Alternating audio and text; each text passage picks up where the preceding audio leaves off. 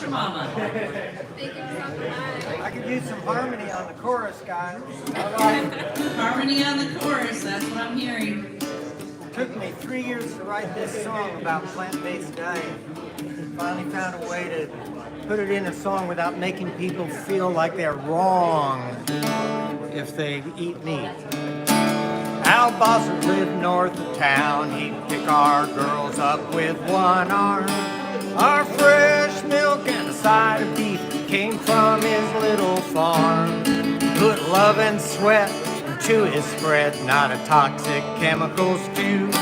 These small farms are coming back. They're better for me and you. Crazy good, crazy good. People think I'm crazy. Crazy good, but they can't stop eating my gravy. When Paul told me about plant-based, I admit I scratched my head. Fruit and salad and broccoli could never keep me fed. But with beans and peas, nuts and seeds, brown rice and stone ground wheat, my body was running like a young man, and the taste just can't be beat. Crazy good, crazy good. People think I'm crazy. Crazy good, but they can't stop eating my gravy. Now I'm not saying be a vegan or a vegetarian. I go out with a gang for barbecue. I'm a flexitarian. My Instapot and bread machine are smelling really great. I never guessed I could tread lighter on the earth by changing what I ate. Crazy good, people think I'm crazy. Crazy good, but they can't stop eating my gravy. And now that factory food is just no good for your body or the earth. My grocery bill is smaller, so is my girth. I'll be eating plant-based until I die, or they turn me into a cyborg. You can find a delicious solution at carbonfootprinteating.org. Crazy good, people think I'm crazy. Crazy good, but they can't stop eating my gravy.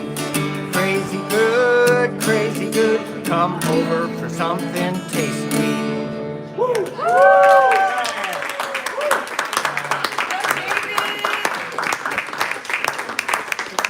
If you want to learn about a really cool website that helps people transition to a plant-based diet.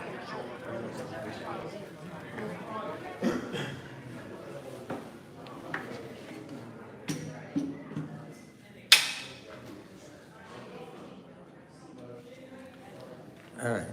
I guess we could do this. I can't believe it does that. It loses it. Why does it lose it? And there's no back arrow. I hate the iPad apps. See, it's not even letting me get in. There it is. Okay, so this is a film I made about the journey to plant-based. Say climate change. Most people, when they cringe. Most people now think it is real, but it is this vast, in the future, hopeless string of disasters that they couldn't possibly do anything about. What is worse is that most people in the developed countries know it is their fault. Flipping back and forth from guilt to despair keeps them paralyzed. This is not something they want to talk about, unless they are angry.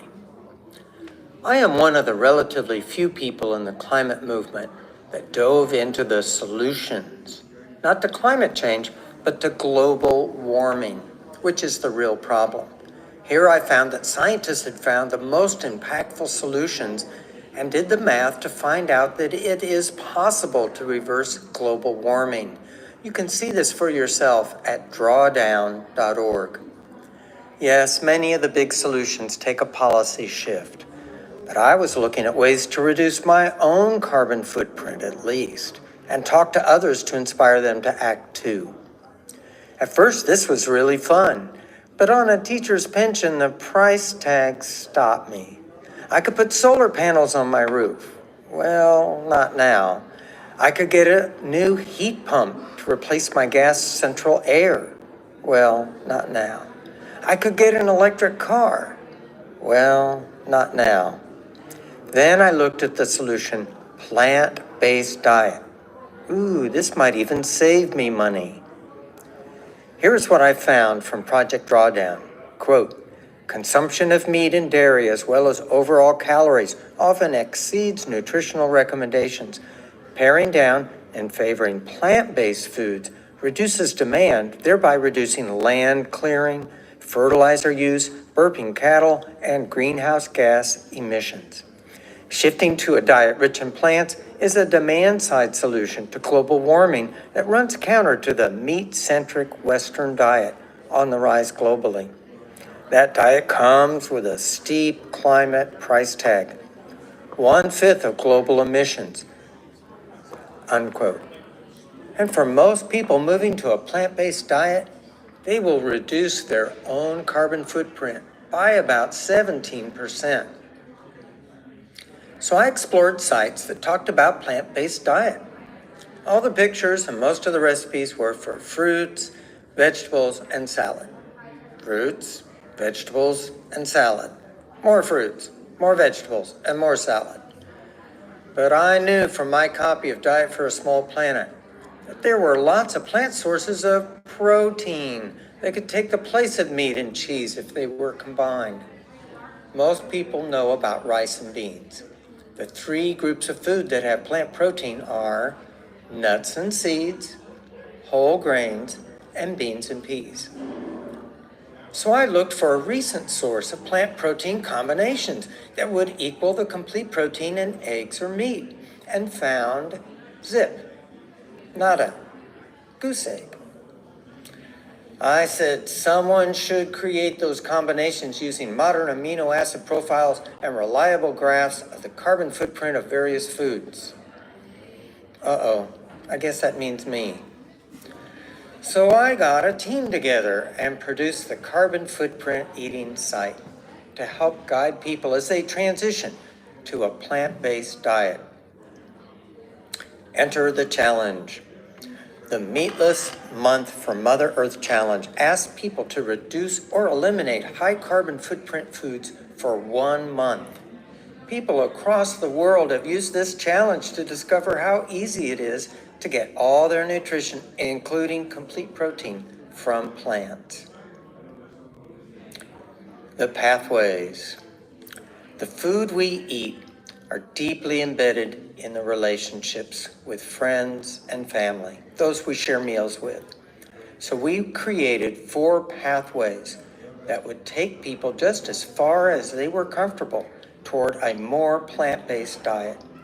This solution landed in the top 10 solutions just by running the numbers on most people reducing their meat intake from an average of 100 grams a day to about 50 grams a day of meat. That's right, not avoiding all meat. The pathways are planetarian, to eat meat every day but reduce the amount and add plant sources of protein to supplement. Flexitarian, to eat a vegetarian diet most days but be able to eat meat or cheese once in a while, then go back to vegetarian foods. Think Taco Tuesday with the gang once a month. Vegetarian, eating no meat or cheese, but with the choice of eating eggs and or some soft dairy. Vegan, eating plants only, no animal additives like whey or honey. To help guide people into this often unknown realm, the site has recipes, books, websites, and tips.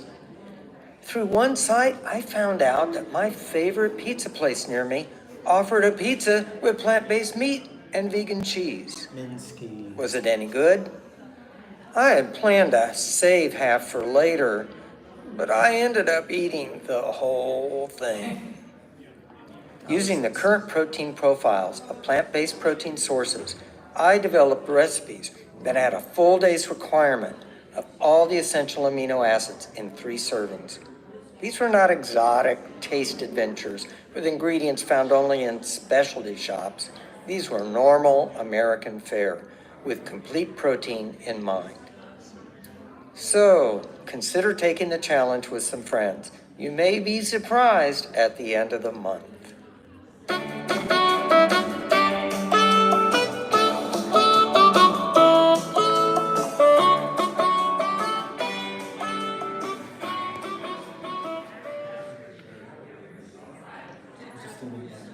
Tried this up on the website.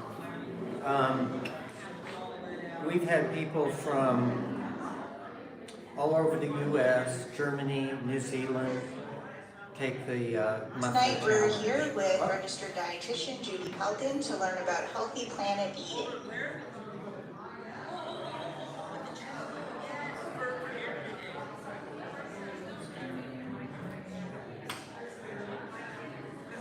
There we go.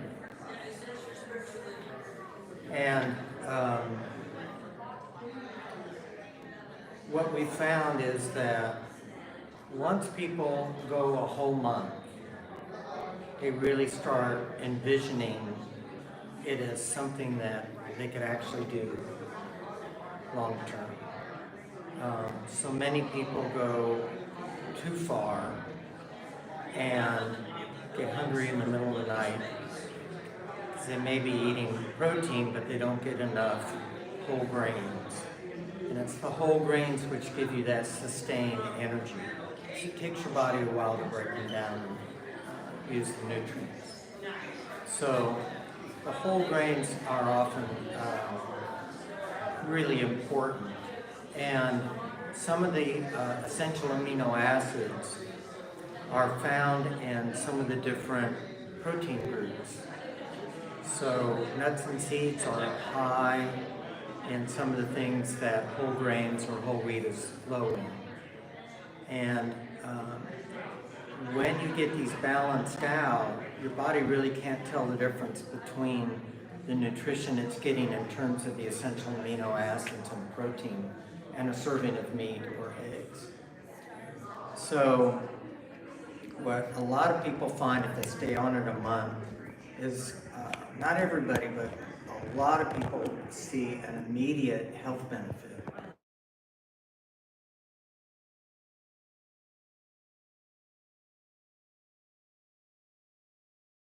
As fast as I had 20 years earlier. I was just amazed. And so it's one of those things where we really are, we have foods that we like and foods that we don't like. We have friends and family that are used to eating a certain way, and deviating from that can be real uncomfortable. And so the idea is that when you're not eating with family and friends, try having some of the plant-based recipes. And one of the things that I've done with the recipes that are in the cookbook is have the basic combinations that you need when you're making stuff. And then give some ideas of how you could season it.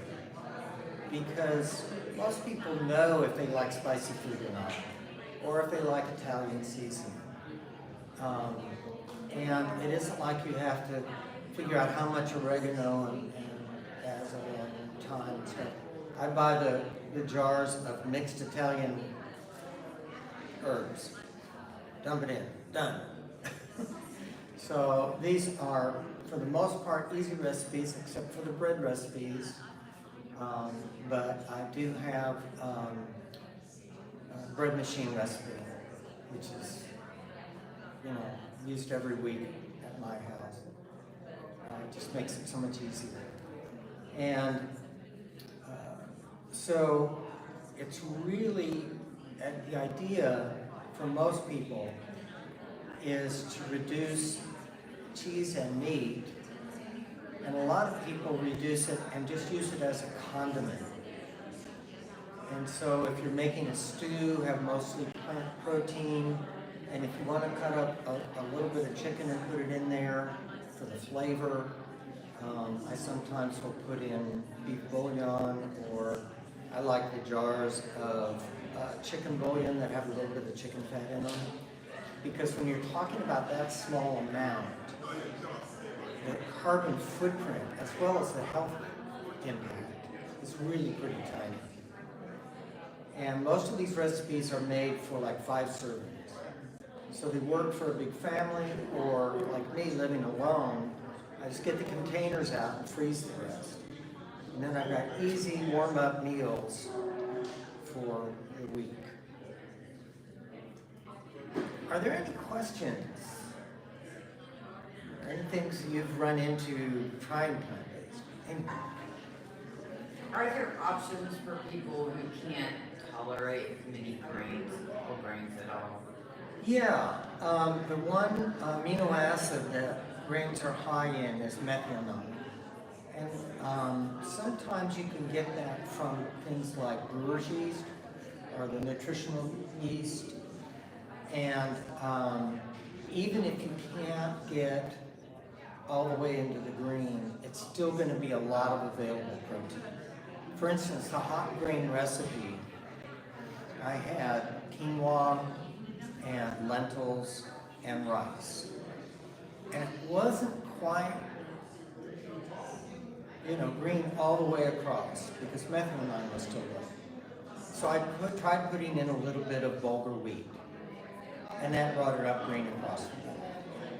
But if people are coming over and they're wheat intolerant, I just leave it out, and it's still a really good basic recipe that you can put inside tacos.